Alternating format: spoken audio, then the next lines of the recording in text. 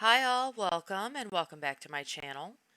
Today I want to share the story with you behind a very controversial sentence given to a 21-year-old woman in Macomb County, Michigan after she was convicted of causing a drunk driving accident that killed an 81-year-old man. On October 2nd of 2020, Morgan Coley was sentenced to 1 year in jail. Yes, you heard me right. 1 year in a Macomb County jail for driving drunk and causing the death of Hans Schwalbeck Jr. The fatal crash occurred in February of 2019. According to the police report, Collie was driving northbound on Utica Road in Clinton Township when she crossed the center line and crashed head on into the victim's vehicle. The victim was transported to the hospital and Collie was arrested. Her boyfriend, who claimed he was also too drunk to drive, was a passenger in her vehicle at the time of the crash, but neither she nor her boyfriend suffered any injuries. She was charged with operating a vehicle while intoxicated, causing serious injury, which is a 5-year felony in the state of Michigan, until the following night, when Hans Schwalbeck died from his injuries, and the Macomb County prosecutor upgraded Colley's warrant to operating a vehicle while intoxicated, causing death. The following weekend after the crash, Collie was released on bond, pending her court date. At her court hearing, she pled no contest to the charges against her. Her attorney asked the judge for probation only, citing Collie's trouble-free past, lack of bond violations, and that she has continued to work and pursue her education. She cried and apologized during the hearing, saying that she would carry what she did with her for the rest of her life. After the hearing, the victim's son, with the same name, said he learned about a sentencing agreement between the judge and the defendant. He said, quote, "When it was brought up that maybe 1 year in county jail, I nearly threw up." Unquote. Now, before you all get your knickers in a twist and flood my comments with how unjust this sentence is, let me remind you of one thing. Morgan Collie was only 19 years old at the time she caused the crash in 2019. You don't care, you say? She was an adult and should face a much harsher sentence, you say? Okay, okay, I get it. You're angry. You think she should be punished for being irresponsible, driving drunk, and taking this poor man's life, and you don't care that she was only 19 years old. Well, far be it from me to disappoint, but you didn't get a say in her sentencing.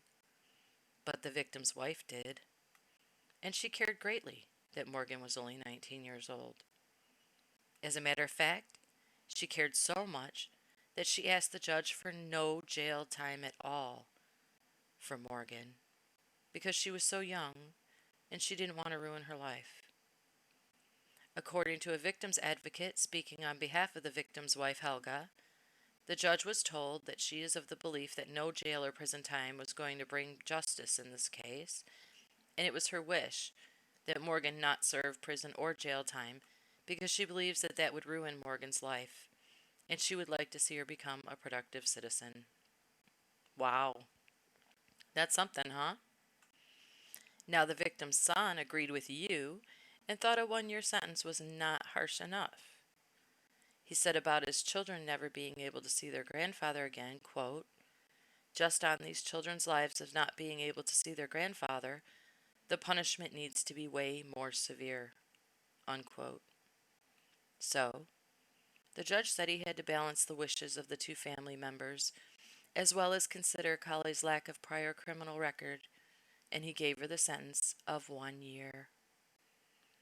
After serving 1 year, Colley will have to wear a GPS tether and spend 6 months on house arrest and serve 3 years probation.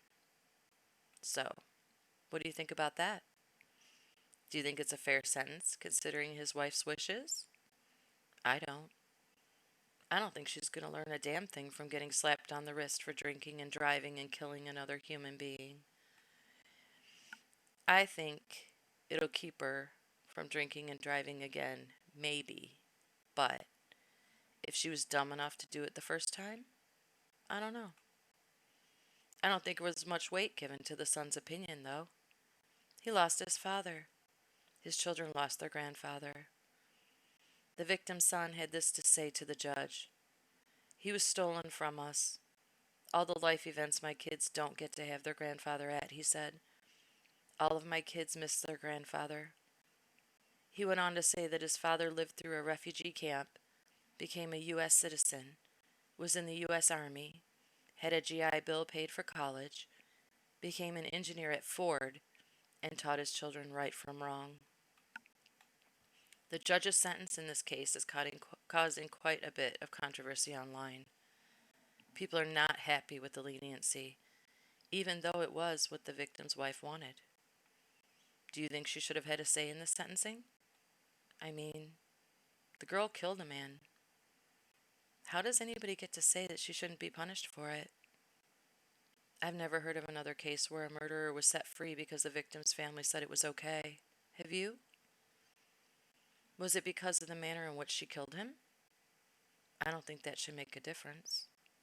Isn't murder still murder? Even though she didn't intend to kill him, her unlawful action still caused his death. What do you think? Let me know in the comments. I'm curious to hear if anyone thinks the judge was right on this one. Thank you so much for watching. As always, I appreciate the time you spend with me on my channel, and I'll see you on my next video.